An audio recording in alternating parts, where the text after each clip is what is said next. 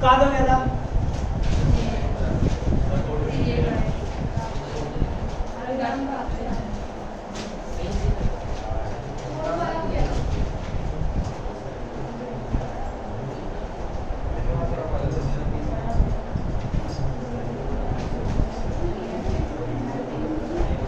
Coat हो गया था।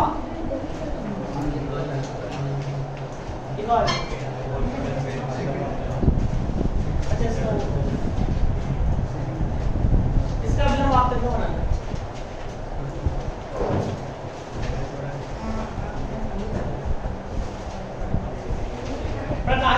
प्रकाशित आपतन तल के लंबवत तथा दीर्घवृत्तीय पृष्ठ के क्या हो समांतर हो, उसका तिर्यक आपतन का बना दिया था, अभिलंब आपतन का बनाना है।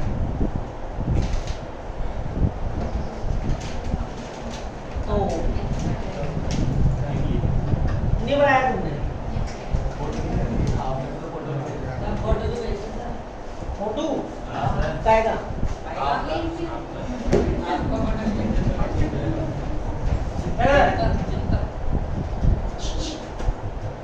एक्स वाई क्या है? अपवर्ती पृष्ठ। अब जो प्रकाशित अक्ष है आपतन तल के लंबवत और समांतर है, मतलब ऐसे है। दिखाने के लिए ऐसे ही बनाना पड़ेगा।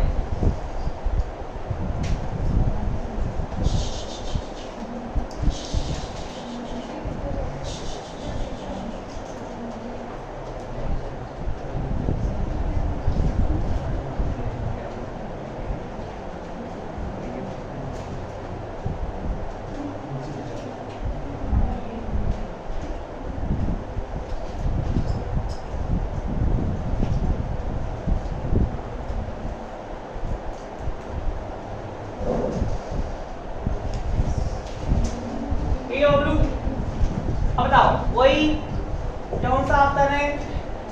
अभिलंब आपतन है ए और बी। अभिलंब आपतन है तो ए बी का प्रत्येक बिंदु एक साथ स्पर्श करेगा। ठीक है, जैसे स्पर्श करेगा कौन सी घटना घटित होगी? विलोपवर्तन की। कृष्ण के अंदर क्या चलेंगे? दो तरंगार, एक गोलाकार और एक द्विवर्तन। गोलाकार ई ओ किरण का और द्विवर्तन ई किरण का। तो बनाओ गोला द्विवर्तन।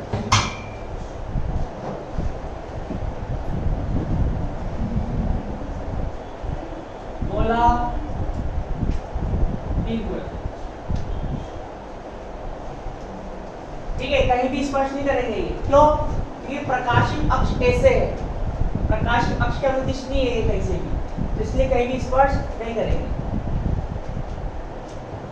तो अब लोग एक बार तो यहां से रे निकालेंगे, वो तो ओ होगी, और यहां से निकालेंगे तो ई होगी, तो दिखेगी आपको दोनों एक से एक जैसे। ये तो ओ भी यही है और ई भी यही है। अब बताओ ऋणात्मक स्थल में किसका वेग ज्यादा होता है? ई रे का वेग ज्यादा होता है।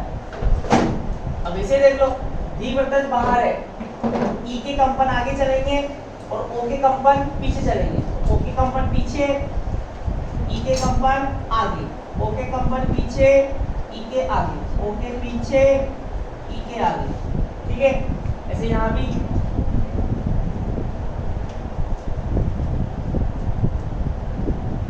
और ए भी यही है, ई रे भी यही। ओ के कंपन पीछे, ई के आगे, ओ के पीछे, ई के आगे, ओ के पीछे, ई के आगे। बढ़िया, सीधी सी बात है।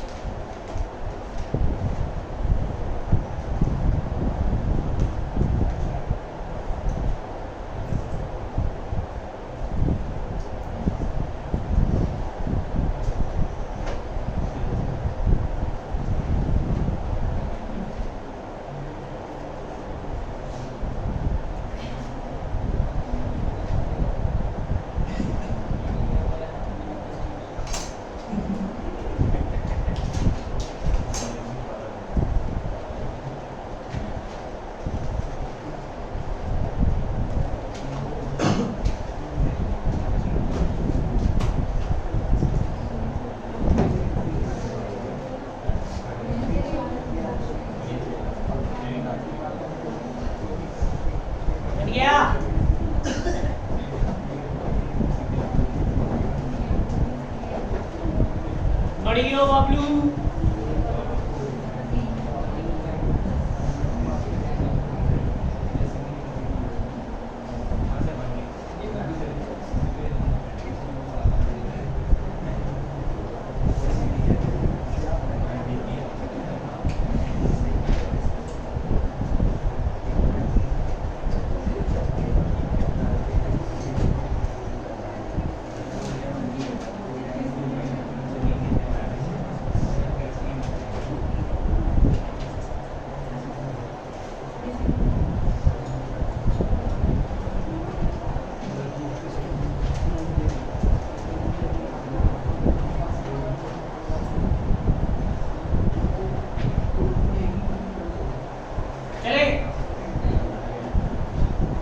तो ये थे ऋणात्मक क्रिस्टल के लिए द्विअपवर्तन की व्याख्या। अब किसके लिए लिखेंगे? धनात्मक क्रिस्टल के। सेकंड नंबर लिखो।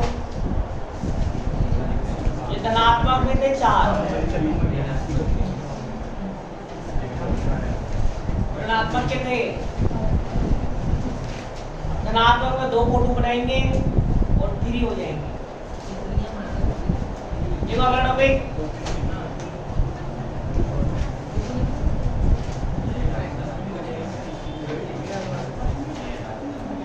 लिखो। धनात्मक क्रिस्टल के लिए,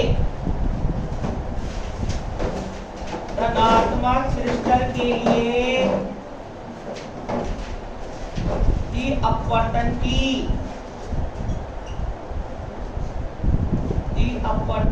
व्याख्या।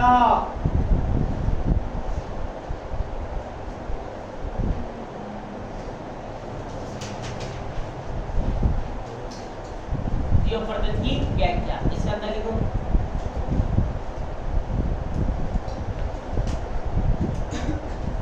धनात्मक क्रिस्टल के लिए, धनात्मक क्रिस्टल के लिए द्विअपवर्तन की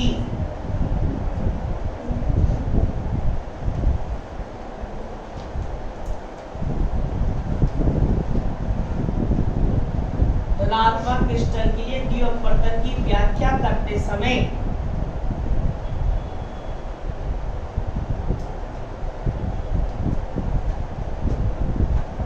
यह ध्यान रखना चाहिए, यह ध्यान रखना चाहिए कि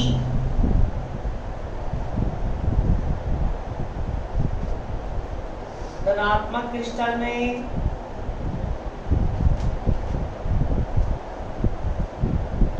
असाधारण किरण का वेग, असाधारण किरण का वेग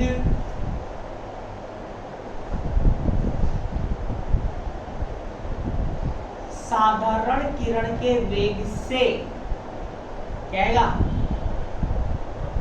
क्या आएगा? तो क्या आएगा? बराबर कम होता है। इसमें देखो ना, टी वर्सेस बाहर है, ई का वेग ज्यादा है, ओ का कम है, उसको उल्टा हो जाएगा। ओ का ज्यादा, ई का कम। साधारण किरण के वेग से कम होता है।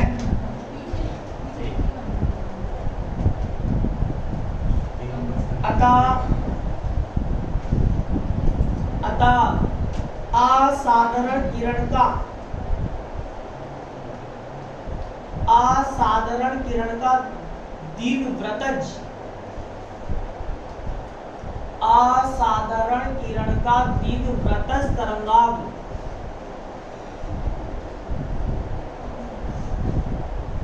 दीर्घवृत्तज तरंगांग साधारण किरण के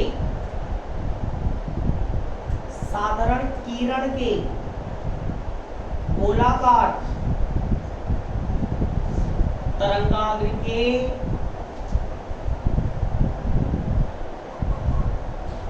गोलाकार तरंगाग्र के अंदर होता है।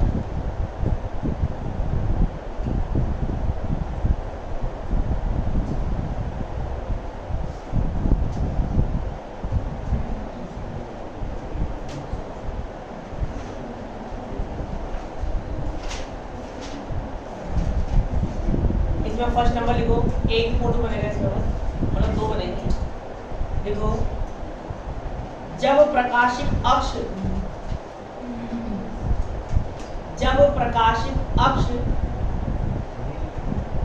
आपतन तल में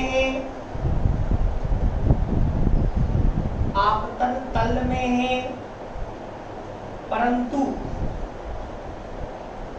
क्रिस्टल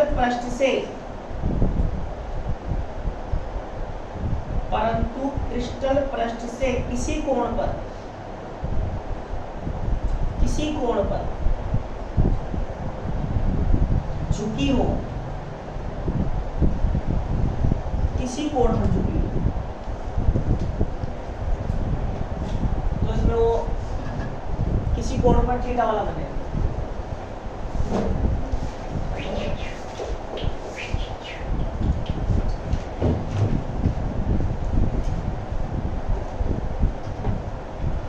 ये क्या है बबलू? द्विपट्टी पृष्ठ। अब जो प्रकाशीय अक्ष है किसी कोण पर क्या है? झुका है।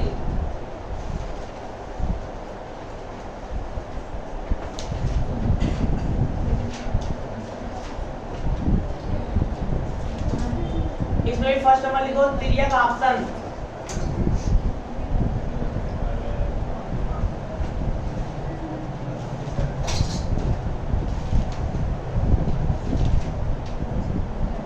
फर्स्ट नंबर तिर्यक आपतन।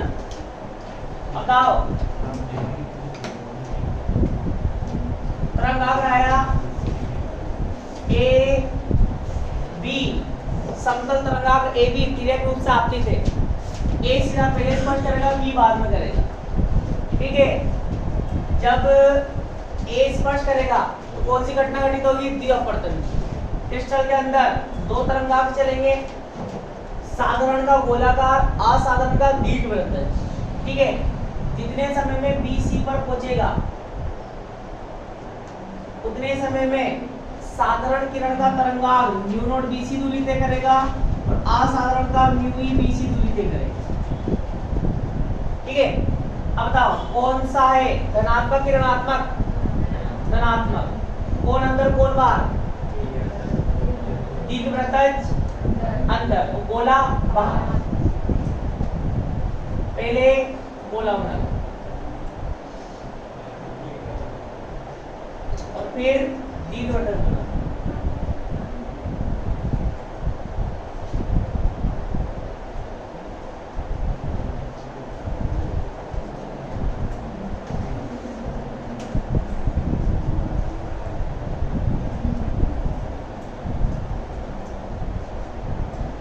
कैसे बनाना? अब बताओ क्या करेंगे भाई? यहाँ प्रकाशित अक्ष के अनुदिश वेग क्या रहता है? एक समान। तो मैंने प्रकाशित अक्ष के अनुदिश वेग क्या कर दिया? एक समान। बाहर गोला है, अंदर क्या है? दीर्घवृत्त। सी से दो स्पर्शीय पृष्ठ खींच दो, एक तो खींच दो दीर्घवृत्त पर, स्पर्श क्या हो रहा है?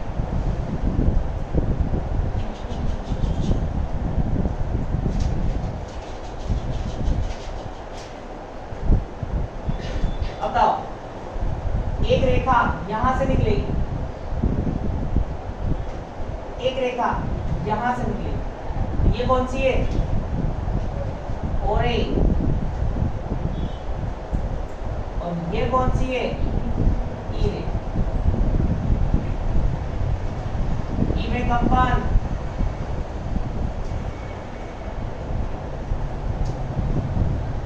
ओ में कंपन।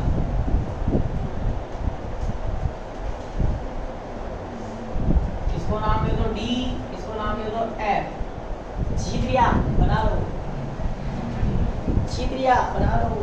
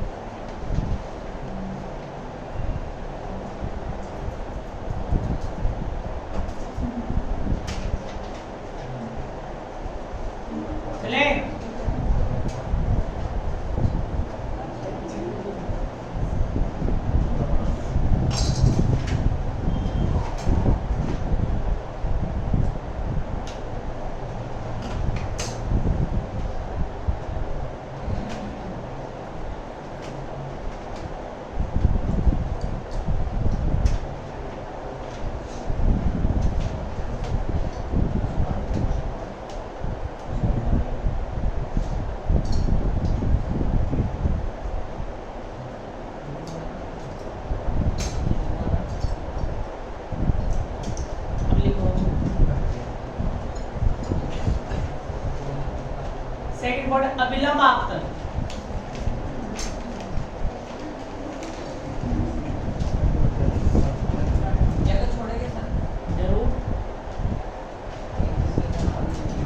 थ्योरी की जगह छोड़ दो, आ जाएगी यही आओ। अविलंब आपतन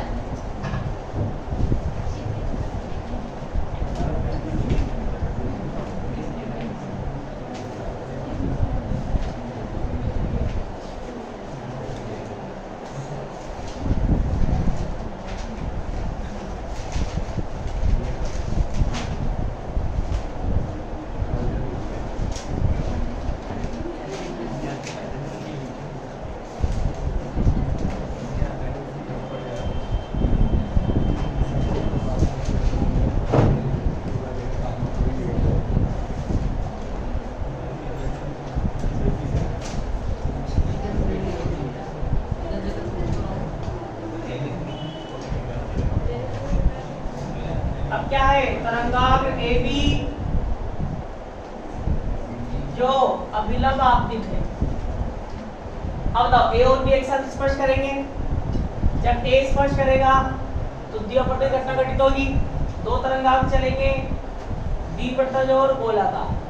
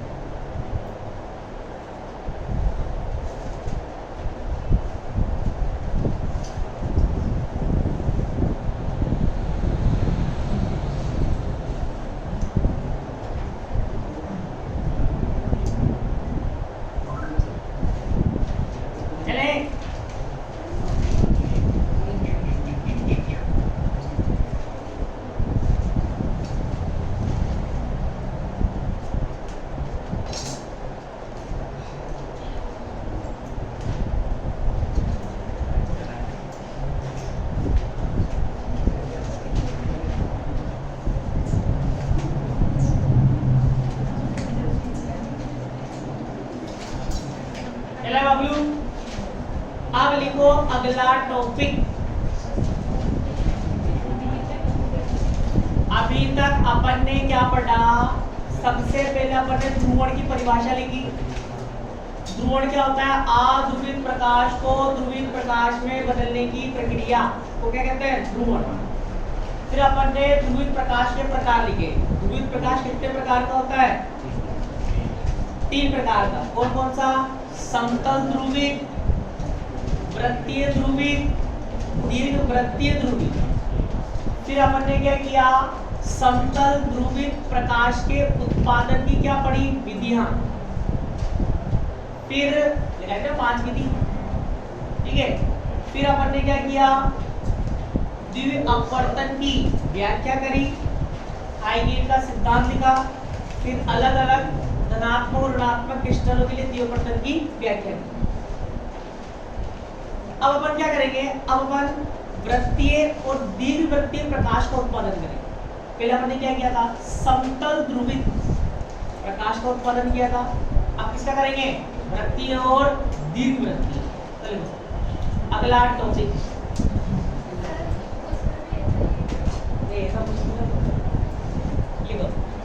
दीर्घ वृत्तीय, चलिए वृत्तीय, वृत्तीय ध्रुवित प्रकाश और दीर्घ वृत्तीय ध्रुवित प्रकाश का उत्पादन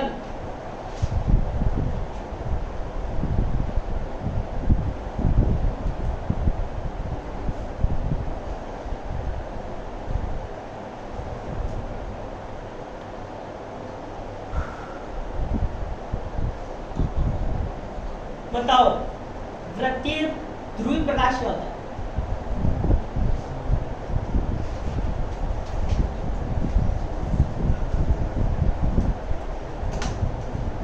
वृत्तीय ध्रुवित प्रकाश लिखा है डेफिनेशन। अरे बाबू, जब समान आयाम और समान आवर्ती की तरंगें परस्पर लंबवत अध्यारोपित होती हैं, जिनके आयाम क्या होते हैं? समान। कलांतर कितना होता है? π/2। कौन सा प्रकाश बनेगा? वृत्तीय। और अलग अलग आयाम की होगी तो कौन सा बनेगा? देखो, जब दो समान आवृत्ति की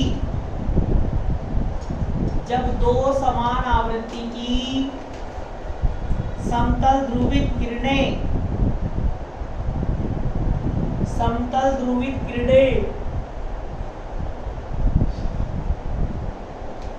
जिनके विद्युत क्षेत्र सदिश परस्पर लंबवत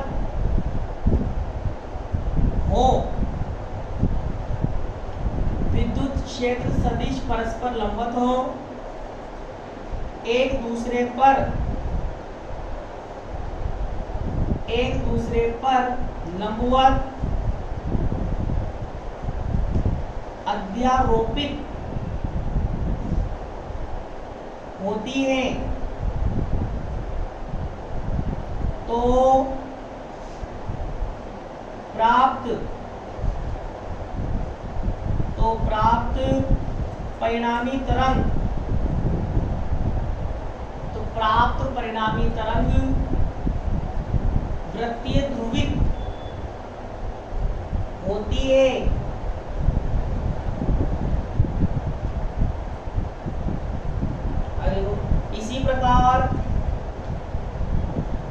इसी प्रकार जब दो समान आवृत्ति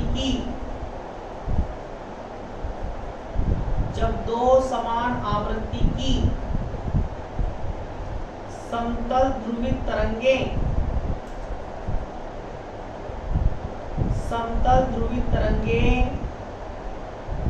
जिनके विद्युत क्षेत्र सदिश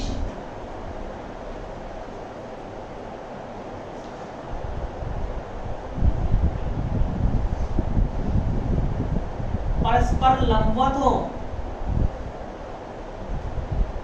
जिनके विद्युत क्षेत्र सदिश परस्पर लंबवत हो और जिनके मध्य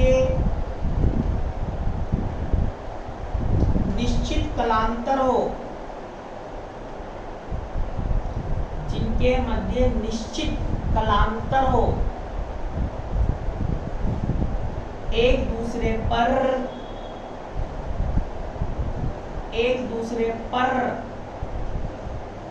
अध्यारोपित होती हैं,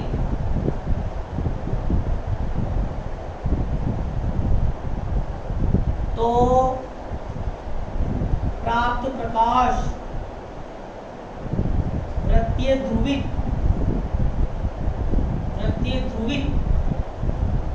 होता ही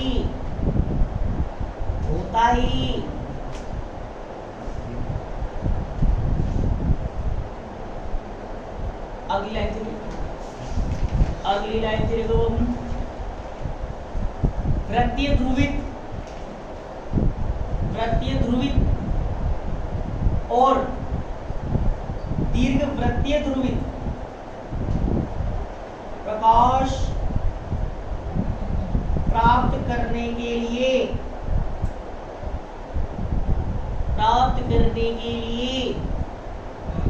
निकोल प्रिज्म से प्राप्त समतल ध्रुवित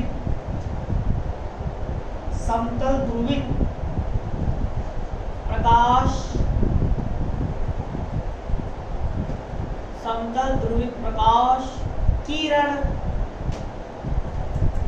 को केलेसाइट क्रिस्टल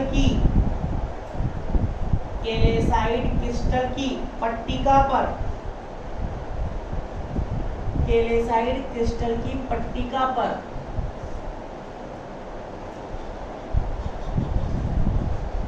अभिलंबवत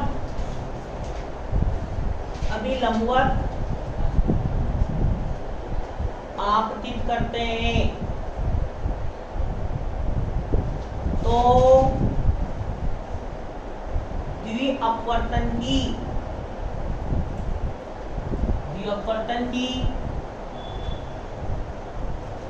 घटना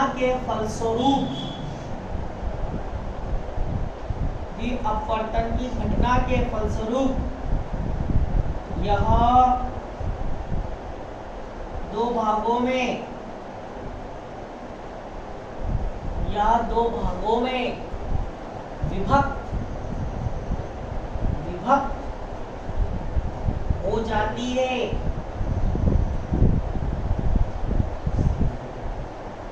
केलेसाइट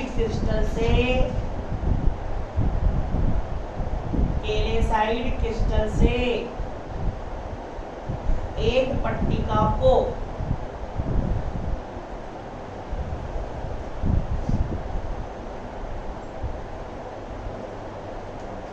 इस प्रकार काटा जाता है कि प्रकाशिक अक्ष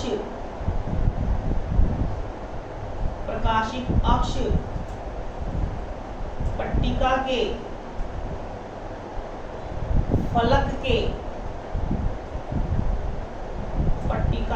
फलक के समांतर हो।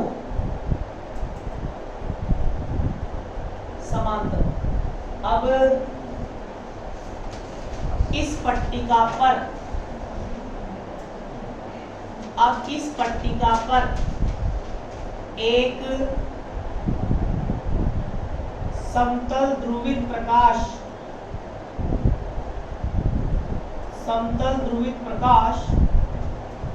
ब्रैकेट में को E बराबर E naught sine omega t, E बराबर E naught sine omega t प्रकाशिक अक्ष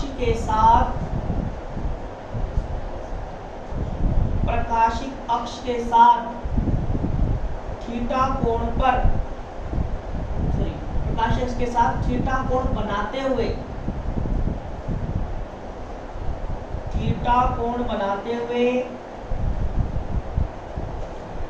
अभिलंब आपतित करते हैं।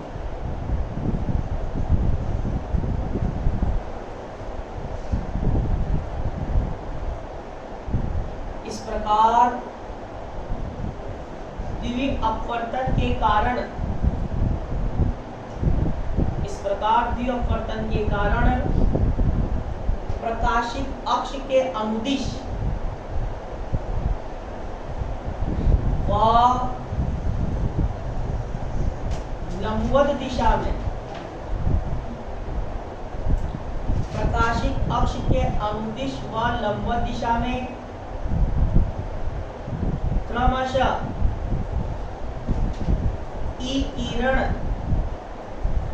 ई किरण और ओ किरण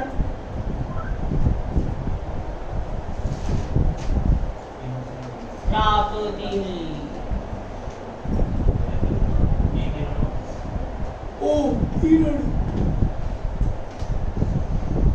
प्राप्त होती है जिनके आयाम क्रमशः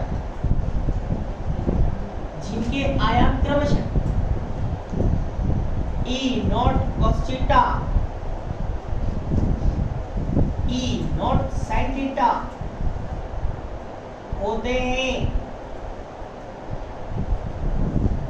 इन किरणों के वेग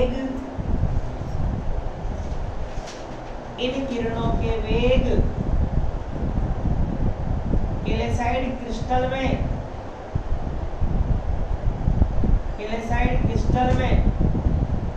भिन्न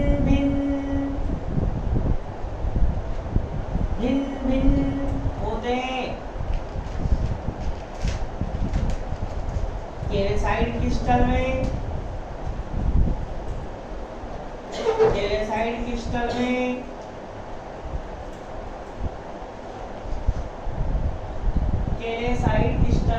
ई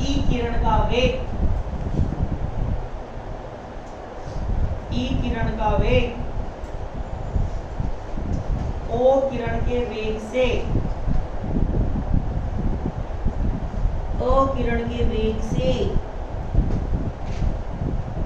अधिक होता है। ओ किरण के वेग से अधिक होता है, जिससे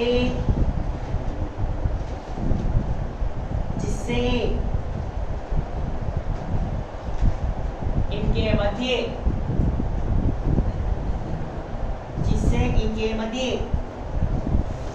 कलांतर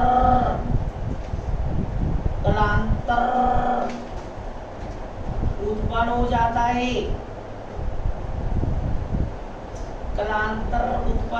है।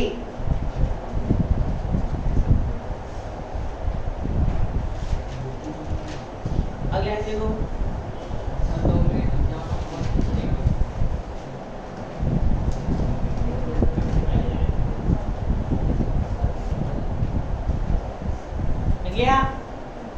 अगले लिखो, यदि पट्टिका की मोटाई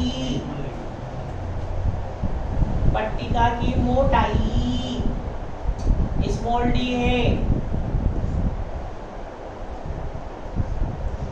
डी है तथा ई किरण व ओ किरण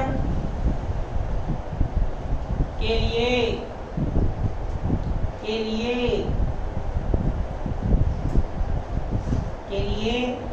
कैल्साइट पट्टिका के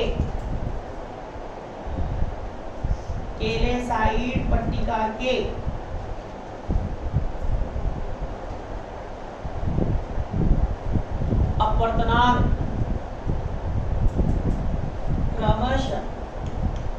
क्रमशः म्यू ई पहले की लिखा है ना, पहले की किरण लिखा है ना, तो क्रमशः म्यू ई और म्यू ओ, म्यू ई व या और म्यू ई है, म्यू ओ है। अगले लिखो, तो किरण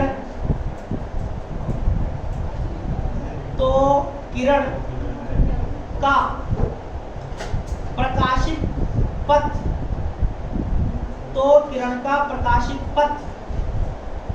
बताओ क्या होगा। पट्टिका की मोटाई कितनी है d, अपवर्तनांक कितना है असाधारण का e, तो क्या यहाँ क्या लिखते थे mu naught B C mu E B सी।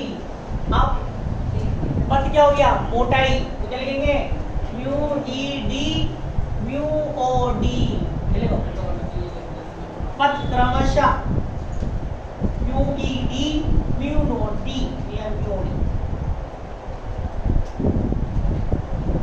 होगा होगा। अतः क्रिस्टल पट्टिका से निर्गत क्रिस्टल पट्टिका से निर्गत होने पर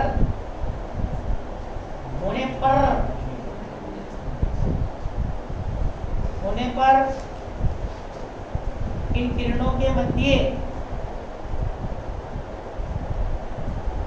किरणों के मध्य पथांतर नहीं कलांतर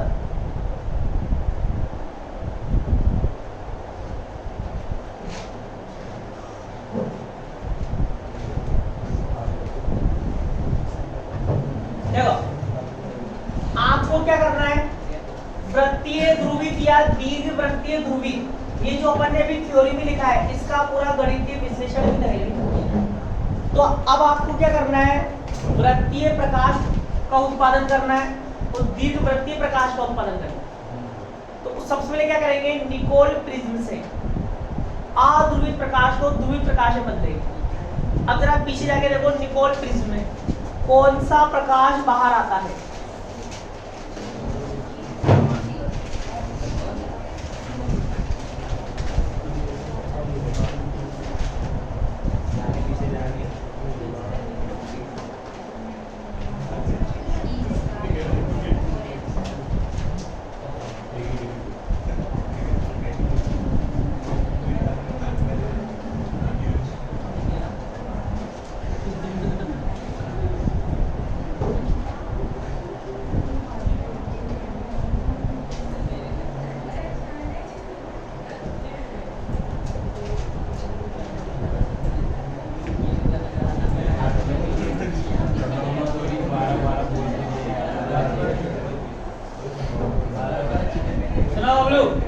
ये कौन सा प्रकाश है जो निकोल प्रिज्म से निकल गया है, सुनना ध्यान से। और ये क्या है कैल्साइट क्रिस्टल, कैल्साइट क्रिस्टल जिसकी मोटाई कितनी है डी, ठीक है। तो ये आपको ध्रुवीय प्रकाश प्राप्त करना है। सबसे पहले आप क्या करो निकोल प्रिज्म से अध्रुवित प्रकाश को समझ लो ध्रुवित प्रकाश। ये कौन सा प्रकाश है ध्रुवीय, किससे निकला निकोल प्रिज्म। अब ये होता है समतल ध्रुवित होता है, अपन को वृत्तीय ध्रुवित बनाना है। क्या बनाना है वृत्तीय ध्रुवित। तो क्या करते हैं कैल्साइट क्रिस्टल पर क्या करते हैं आपतित करते हैं, वो भी किसी कोण पर, यहाँ दिखेगा नहीं तो दिखाने के लिए ऐसा बनाते हैं।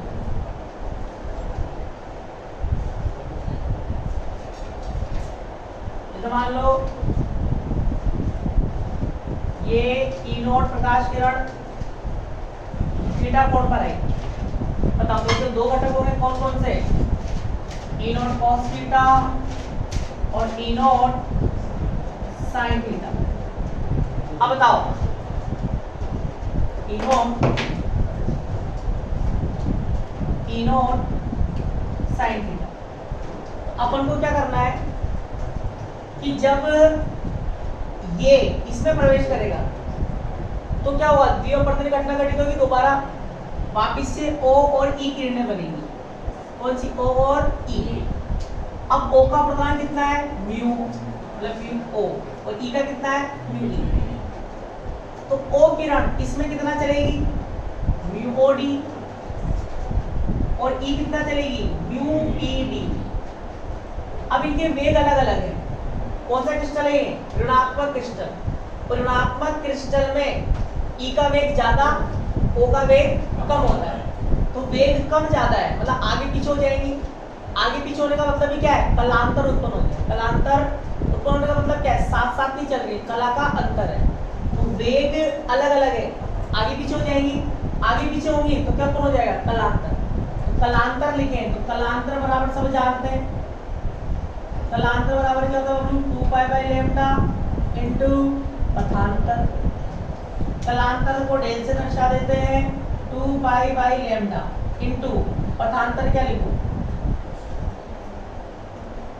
ये O का पथ, ये E का पथ, तो किसमें से किसको माइनस करूं, हैं E में से O को,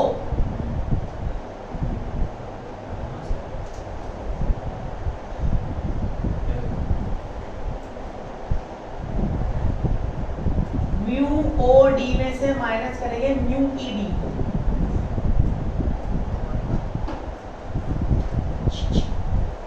अरे बबलू, अरे बबलू, अरे बबलू, म्याओ बराबर क्या होता है, सी अपॉन वी।